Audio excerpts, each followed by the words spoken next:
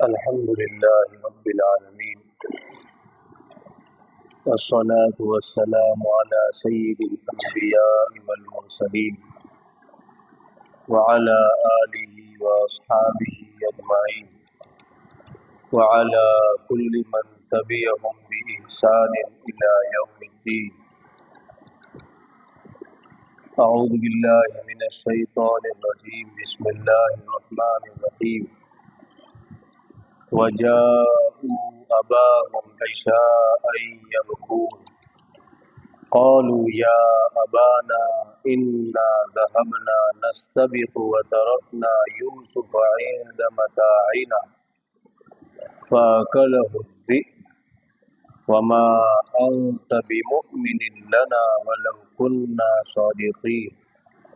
وجاءوا على قميصه بدم كذب قال بل سولت لكم أنفسكم أمرا فصبر جميل والله المستعان على ما تصفون.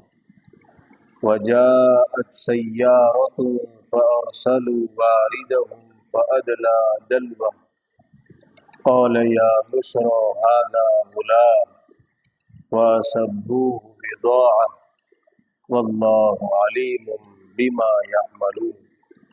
وشروه بثمن بخس دراهم معدودة وكانوا فيه من الزاهدين. صدق الله العظيم وصدق رسوله النبي الكريم ونحن على ذلك لمن الشاهدين والشاكرين. حضرت یوسف علیہ السلام کا تذکرہ چل رہا تھا اور ہم سب اپنی اپنی زندگیوں کو بہتر بنانے کے لیے حضرت یوسف علیہ السلام کا تذکرہ کر رہے تھے. جیسا کہ ہم نے پڑھا کہ یوسف علیہ السلام کے بھائیوں کے دل میں یوسف علیہ السلام کو لے کر کے حسد پیدا ہوا اور اس کی ترکیب ان کو یہ ذہن میں آئی کہ یوسف کو کسی دور اندھیرے کنویں میں ڈال دیا جائے، اور اس کے لیے یہ اپنے والد حضرت یعقوب علیہ السلام جو نبی ہیں ان کے پاس آئے اور یوسف علیہ السلام کو ساتھ میں لے جانے کی بات کہی اور کہا کہ ابا ہم آئندہ کل پکنک پر جانے کا ایک پروگرام بنا رہے ہیں، کیا یہ اچھا ہو کہ آپ ہمارے بھائی حضرت یوسف کو بھی ہمارے ساتھ بھیجیں، وہ بھی کھیلے گا کودے گا. اس کے جواب میں یعقوب علیہ السلام نے ایک بات کہی کہ بیٹو تم یوسف کو لے جاؤ گے لیکن مجھے یوسف کی جدائی بہت ستاتی ہے، اور دوسری بات یہ ہے کہ مجھے یہ بھی ڈر ہے کہ تم جنگل میں جاؤ گے تو کہیں بھیڑیا میرے بیٹے یوسف کو کھا نہ جائے اور تمہیں کچھ خبر بھی نہ ہو. بیٹوں نے یقین دلایا کہ نہیں ایسا نہیں ہوگا، ہم یوسف کی پوری حفاظت کریں گے، اور اپنے پلان کے مطابق وہ یوسف علیہ السلام کو لے گئے اور کنویں میں ان کو ڈال دیا. اور اللہ تعالیٰ فرماتے ہیں کہ اس وقت ہم نے یوسف کو کہا لَتُنَبِّئَنَّهُمْ بِأَمْرِهِمْ هَذَا وَهُمْ لَا يَشْعُرُونَ کہ یوسف تماشا دیکھتے جاؤ، ایک وقت وہ آئے گا کہ تم اپنے بھائیوں کو یہ ساری باتیں یاد دلاؤ گے،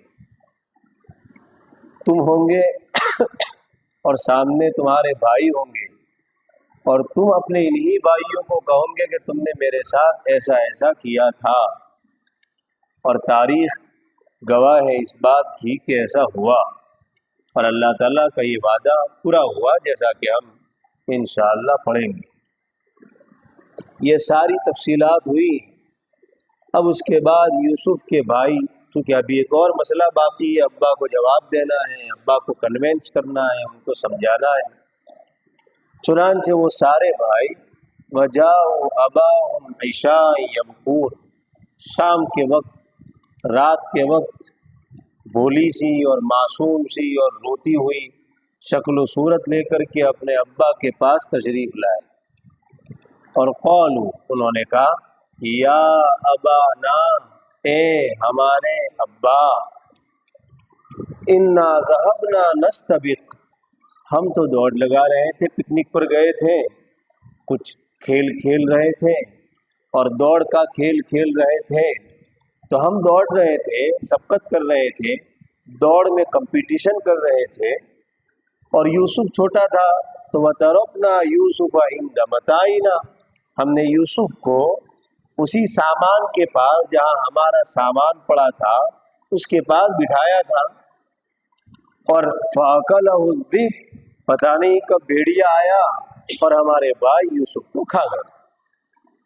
یہ انہوں نے ساری بات اپنے ابا کو کہی، اور اتنا کہنے کے بعد ایک بات اور کہی مزید، اپنی پختگی کا ثبوت دینے کے لیے۔ جو انسان صاف ہوتا ہے اس کو صفائی دینے کی ضرورت نہیں پڑتی، عام طور سے جو جھوٹا ہوتا ہے وہ صفائی پیش کرتا ہے خواہ، اور یاد رکھیں ہر جگہ صفائی دینی بھی نہیں چاہیے۔ بطور خاص اپنے بڑوں کی خدمت میں جب ہم حاضر ہوں تو ہمیں صفائی نہیں دینی چاہیے۔ تو انہوں نے صفائی پیش کی بہت تاکید کے ساتھ، ہاں تہمت کا خطرہ ہو وہاں تو کرنی چاہیے، موقع موقع کی بات، عجیب بات کہی، وما انت بمؤمن لنا ولو كنا صادقین، اور ابا ہمیں پتہ ہے آپ ہمارا یقین نہیں کریں گے، ہمیں پتہ ہے آپ ہمارا یقین نہیں کریں گے، ولو كنا صادقین، ابا ہم سچے بھی ہوں گے تو آپ ہماری بات نہیں مانیں گے، آپ نہیں مانیں گے۔ یہ انہوں نے کہا، وہی اندر کا چور، اندر کا ڈر یہ بلوا رہا ہے، وما انت بمؤمن لنا ولو كنا صادقین۔ جو انسان سچا ہوتا ہے اس کو قسمیں کھانے کی ضرورت نہیں پڑتی، عام طور سے زیادہ قسمیں وہی انسان کھاتا ہے جس کی بات میں وزن نہیں ہوتا۔ یہ کہہ رہے ہیں چور کی داڑھی میں تنکا، وجاؤ علی قمیصہ بدم کذب،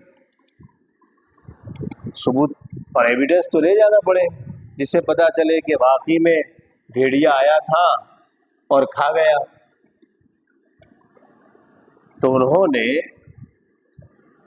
مثال اور ایویڈنس کے طور پر یوسف علیہ السلام کا ایک خون سے لگا ہوا اور خون سے آلودہ ایک کرتا اپنے ابا کو پیش کیا کہ ابا دیکھو یہ کرتا خون ہوا ہے، اور یہ دلیل ہے کہ بھیڑیا آ کر یوسف کو کھا گیا، ہم کچھ نہیں کر سکے۔ وجاؤ، قرآن نقل کرتا ہے اب، اور وہ لے آئے یوسف علیہ السلام کے کرتے پر جھوٹا خون، سچا خون نہیں تھا، وہ جھوٹا خون تھا۔ آرام سے ایک دمبا ذبح کیا تھا انہوں نے، ایک تیر سے دو شکار کیے، پکنک بھی ہو گئی، دمبا ذبح کیا، ماشاءاللہ اس کا گوشت کیا، گوشت کھایا، اور اس کا جو خون تھا اس خون کو یوسف کے کرتے پر تھوڑا سا لگا کر کے ابا کے پاس لے آئے۔ یعقوب علیہ السلام تھے، ان سب کے ابا تھے، ان سب سے زیادہ عقل مند تھے، ان سب سے زیادہ سمجھدار تھے۔ انہوں نے دیکھا تو انہوں نے ایک بات کی، چونکہ وہ سمجھ گئے کہ بھیڑیا بھی بہت ہوشیار تھا کہ کرتا کہیں سے پھٹا نہیں ہے اور یوسف کو کھا گیا۔ انویسٹیگیشن کیا جاتا ہے نا، تو انہوں نے دیکھا چور کوئی بھی ہو کچھ نہ کچھ غلطی تو کر ہی بیٹھتا ہے، پولیس کی زبان میں ایسا کہتے ہیں، کتنا ہی شارپ مائنڈیڈ ہو، کتنا ہی انٹیلیجنس ہو، کتنا ہی وہ ثبوت مٹانے کی کوشش کرے، لیکن انجانے میں کوئی نہ کوئی غلطی اس سے ایسی ہو جاتی ہے۔ ان سے بھی ہوئی کہ کرتا پھاڑنا وہ بھول گئے. یہ ذہن میں نہیں آیا کہ کیا ابا یہ نہیں سوچیں گے کہ ایسا کون سا بھیڑیا تھا جس نے آ کر یوسف کو کہا کہ یوسف اپنا کرتا نکالو، اب میں تمہیں کھاؤں گا. سمجھ گئے فوراً. اور ایک بات کہی، کتنا غم کا پہاڑ ٹوٹا ہوگا یعقوب علیہ السلام پر، ہم سمجھ سکتے. مجھے اگر پتا لگے کہ میرے ایک بیٹے نے ایک بیٹے کو نقصان پہنچایا ہے ایک باپ کا، تو کلیجہ ہل جائے. سننا آسان ہے، اور وہ بھی یعقوب علیہ السلام جیسی حساس طبیعت کا باپ اور نبی کے بیٹے، تو کیا کہنے. کتنا دل دکھا ہوگا یعقوب علیہ السلام کا، ہم اندازہ نہیں کر سکتے. ڈی این اے ٹیسٹ کا زمانہ نہیں تھا، ورنہ یعقوب علیہ السلام لیب میں بھجوا دیتے کرتا، آدھے گھنٹے میں فوراً رزلٹ باہر آ جاتا. جھوٹ بولتے ہو، ڈی این اے میں ثابت ہوا ہے یہ دمبے کا خون ہے، بھیڑیے کا نہیں.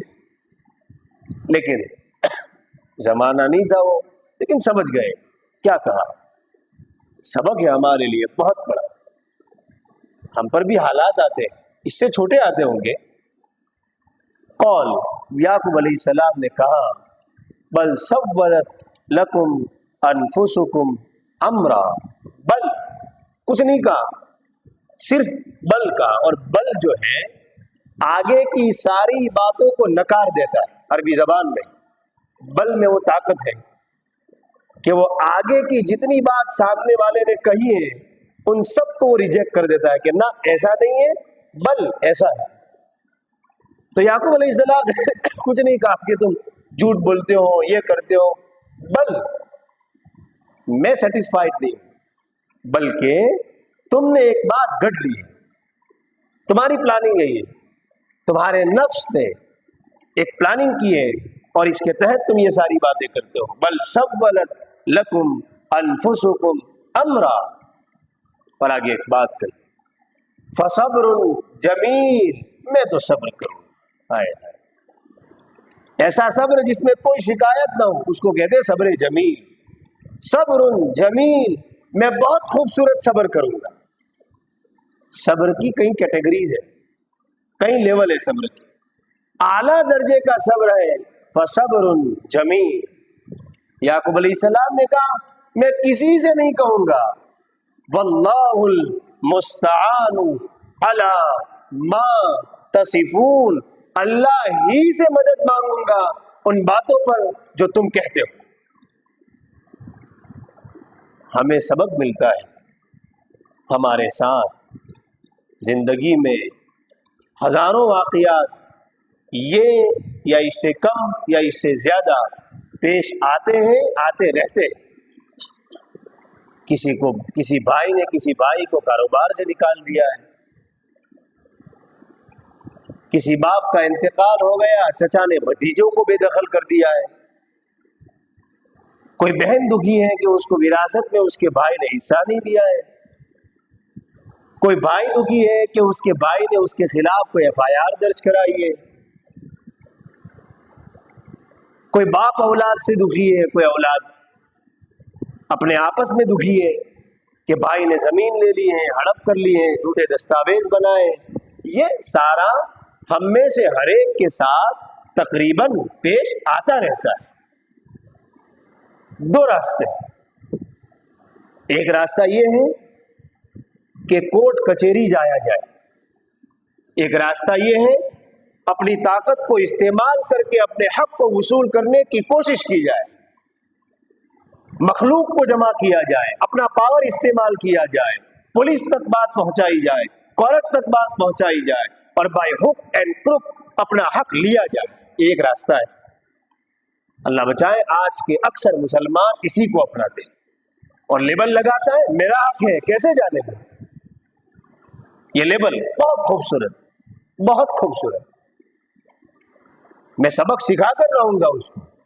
یہ جملے میں بھی بتاؤں گا اس کو، اس کی اوقات، اس کو پتا چلے گا اس نے کس کا حق مارا ہے. یہ جملے ماشاءاللہ داڑھی بھی ہے، ٹوپی بھی ہے، کرتا بھی ہے اور टखनों से ऊपर पायजामा भी है, और जुमले ये सरासर मुतकब्बिराना, सरासर फखरियाना, सरासर गैरों के तरीकों पर मुश्तमिल। मेरी पहचान है। कॉलट के चक्कर खाता न कर दूं तो मेरा नाम भी मोहसिन नहीं है। ये जुमले हैं। ये एक रास्ता है जो आज के अक्सर मुसलमान अपनाते हैं, और एक रास्ता है याकूब अलैहिस्सलाम का, फसब्रुन जमील। भाई मैं तो मैं सब्र करूंगा, मैं कोई शिकायत नहीं करूंगा किसी से। एक रास्ता ये है कि भाई को भाई ने कारोबार से निकाला, वो कुछ न करे, वो कोई कोर्ट न जाए, वो कोई पुलिस स्टेशन न जाए, वो अल्लाह से कहे कि अल्लाह मेरे भाई ने मुझे बेदखल किया है, आप जानते हैं मैं इंसाफ करूं।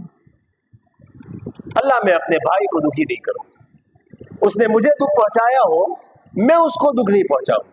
अल्लाह उसको खूब रोजी दे, अल्लाह उसको खूब तरक्की दे, अल्लाह मेरे भाई को और आगे बढ़ा, लेकिन अल्लाह मेरे साथ भी कुछ अच्छा मामला कर दीजिए। कसम खाकर ये बात कही जा सकती है, अल्लाह इसको आने वाली जिंदगी में उस भाई से 10 गुना ज्यादा दे। करके देखे। शक की मिजाज, शक कैसे मिलेगा, ये मिलेगा वो मिलेगा, मैं तो भूखा मरूंगा, ना ये नहीं, ये हिम्मत की बात। फसब्रुन जमील। और नंबर 2, किसी से कुछ न कहना। याकूब अलैहिस्सलाम क्या, मैं किसी से कुछ नहीं कहूंगा। किससे कहूंगा? उस हस्ती को गम सुनाऊंगा जो हस्ती मुझसे बहुत पास है, मेरी शह रब से भी ज्यादा करीब है। अक़रबु इलैक मिन हब्लिल वरीद। वो अल्लाह हमारे बहुत पास है। अल्लाह वलियुल लज़ीना आमनू। अल्लाह ईमान वालों का दोस्त है। याकूब अलैहिस्सलाम कह रहे वल्लाहुल मुस्तआन, अल्लाह ही से कहूंगा। इन्नमा अश्कू बस्सी व हुज़्नी इलल्लाह। मैं तो अपना दुखड़ा अल्लाह को सुना। है कोई?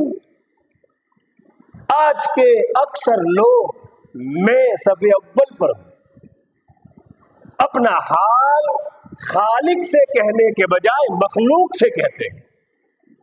मेरे भाई ने मेरे साथ ऐसा किया, मेरे भाई ने मेरे साथ ऐसा किया, मेरे फुला रिश्तेदार ने मेरे साथ ऐसा किया, मुझे भाई ने विरासत में हिस्सा नहीं दिया, मेरी बहन ने मेरे साथ ऐसा किया, मेरे शौहर ने मेरे साथ ऐसा किया, मेरी बीवी ने मेरे साथ ऐसा किया, मेरे ट्रस्टियों ने मेरे साथ ऐसा किया, मेरी कमेटी ने मेरे साथ ऐसा किया। ये सूरह यूसुफ का सिखाने का अंदाज नहीं है। सूरह यूसुफ हमें कुछ और सिखाती है। लोगों को पता भी चल जाए कि इसके भाई से तकलीफ हुई है, और लोग उससे पूछे कि क्या आपके भाई ने आपको कारोबार से निकाल दिया? कहा ना ना ना भाई, मैं तो किसी से कुछ नहीं कहूंगा। वल्लाहुल मुस्तआनु अला मा तसिफून। नहीं नहीं, मेरा भाई बहुत अच्छा है, मैं तो अल्लाह से कहूं। ये है मिजाज। रहमतों के दरवाजे खुल जाएंगे, कोई करके तो देखें। अक्सर इंसानों से शिकायतें हैं आज। कोई मुदर्रिस से पूछे कि क्या आपको मस्जिद से निकाल दिया? वो कहते ना ना ना ना, वल्लाहुल मुस्तआन अला मा तसिफून। ये है मिजाज। तब कहलाया जाएगा कि है हम दीनदार। लंबा कुर्ता पहनना है ना दीनदारी की निशानी नहीं है, नहीं है। मैं इस बात से बहुत दुखी हूं। हमें इस कुर्ते ने तकब्बुर में डाला है, हमें इस दाढ़ी ने धोखे में डाला है, हमें इस टोपी ने तकब्बुर में डाला है, और हम भूल कर रहे हैं अपने आप को दीनदार समझने की। मैं अपने बारे में कहता हूं मैं दीनदार नहीं हूं। जब ये आएगा तब कहा जाएगा कि मैं हूं दीनदार, चाहे मैं कुर्ता छोटा पहनता हूं।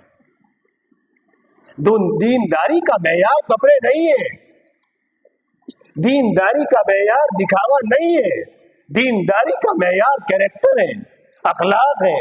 मुनाफिकीन की निशानी कई कुरान ने ये नहीं बताई कि उनकी दाढ़ी नहीं होगी। अजीब बात है बुजुर्ग, ये दीनदारी।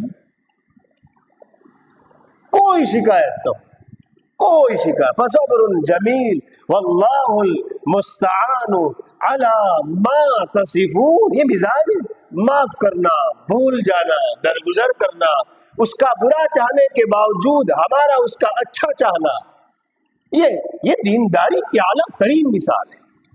मैं नहीं कहता कि यही दीनदारी है, लेकिन ये जरा आगे की बात है।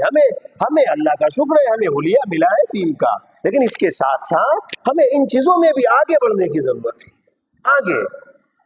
अल्लाहुल मुस्तान। और दूसरी बात, ये याकूब अलैहिस्सलाम हमें सिखा रहे हैं, ये मैं अपनी जेब की बात नहीं कर रहा हूं। और इसके साथ साथ शेख यूनुस साहब जौनपुरी रहिमहुल्लाह का एक मलफूज मुझे याद आता है। वो कहते थे, फरमाया करते थे कि कुछ गम तो वो होते हैं जो इंसान अपने बाप को सुना सकता है। कुछ गम, हर एक का दिल दुखी किसका नहीं है, दुनिया है, हर एक को हर एक से तकलीफ पहुंचती है, रिश्तेदारों से तो ज्यादा पहुंचती है। किसी शायर ने कहा है, अल अकारिब कल अकारिब, हमजा के साथ, और दूसरा आइन के साथ, रिश्तेदार हमजा के साथ, अकारिब बिच्छुओं के माने में। मिसाल है, कहावत है, कायदा नहीं है, लेकिन ये कि हमें जिससे सबसे, आप देखो तजर्बा होगा आपको, हमें जिससे सबसे ज्यादा उम्मीदें होती है वही हमें तकलीफ पहुंचाता है। अल्लाह हमें सबक पढ़ाता है कि बेवकूफ, उससे उम्मीद मत रख, उम्मीद मुझसे रख। तो वो तो हमारा मोहसिन है ना, वो हमें भेज रहा है अल्लाह की तरफ। हजरत दस्तस्थानवी का एक मलफूज मुझे याद है, फरमाया दुनिया से झगड़े खत्म करना हो, एक ही इलाज है, उम्मीदें छोड़ दो। इनकता रजा इल्ला मिन, नबी अलैहिस्सलाम की दुआ है, सारी उम्मीदें मेरी खत्म हो गई अल्लाह मगर आपसे। क्या अल्लाह के नबी सहाबा से उम्मीदें नहीं लगा सकते थे?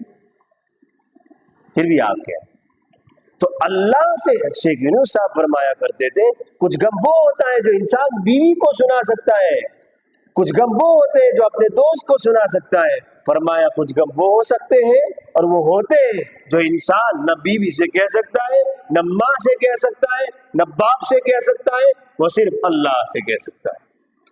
आदत डालनी चाहिए, आदत डालनी चाहिए, अल्लाह से अपने दुखड़े सुनाना, अल्लाह से अपने गमों को कहना, अल्लाह से बातें करना, फीका फीका रिश्ता नहीं, अल्लाह से बातें करना, चलते हुए, बैठते हुए, उठते हुए, सोते हुए, मोजे पहनते हुए, कपड़े पहनते हुए, अल्लाह से बातें करना, ये समझना है कोई मेरा, ये बहुत अहम बात है। और इसके लिए हमें किसी अल्लाह वाले की सोहबत में बैठकर कुछ दिन सुबह शाम अल्लाह अल्लाह कहने की और उसकी हिदायत के मुताबिक घर पर भी अल्लाह को याद करने की आदत डालनी होगी। फसब्रुन जमील वल्लाहुल मुस्तआन अला मा तसिफून। हम सब नियत करें, हम किसी का दुख किसी के सामने कहने के बजाय अल्लाह से कहें। और याद रखो, इस जमाने में दुख सुनने वाले बहुत कम लोग हैं, दुख सुनकर खुश होने वाले इससे भी ज्यादा है। निफाक आम है इस जमाने में, हम बदगुमानी न करें, लेकिन क्यों कहें, क्यों कहें? किसी शायर ने कहा है, ये दुनिया मतलब कह रहा है दुनिया वालों को बहुत अच्छी मालूम होती है, नजर वालों को उजड़ी हुई मालूम होती है। मैं जब रोना अपना रोता हूं तो वो हंस हंस के सुनते हैं, उन्हें दिल की लगी एक दिल लगी मालूम होती है। लेकिन एक शायर ने कहा, पी जा, वहां तारिक जमील साहब दामद बरकातहू अक्सर ये शेर पढ़ते, पी जा अय्याम की तलखी को भी हंसकर नासिर, गम के सहने में भी कुदरत ने मजा रखा है। आह न कर लबों को सी, जख्म पे जख्म खा के जी। ये शेख इस्माइल हानिया रहीमहुल्लाह की वफात पर मैंने अपने पास एक मजमून लिखा, उसमें मैंने अशार लिखे कुछ।